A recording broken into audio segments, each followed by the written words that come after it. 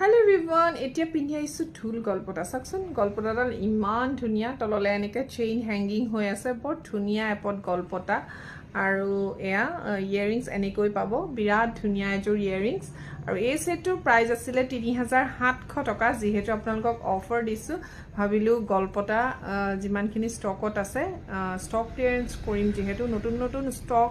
বহুত আহিছে সেইখিনি ষ্টকত কিন্তু আমি অফাৰ দিয়া নাই নতুন ষ্টকত যিখিনি আগৰ ষ্টক আছে মানে কেদিনমান আগত অহা গহনাখিনিত আমি অফাৰ দিছো আৰু এই গলপটাডাল আপোনালোকে 3500 টকাতে লব পাৰিব 3500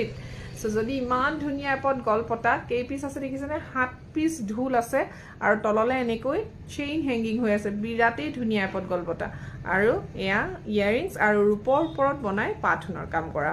উছৰপা দেখুৱাই দিছো গলপটাডাল এনেদৰে হ'ব এইটো টাইপ ওকে আৰু ফুলিজোৰ এনেকুৱা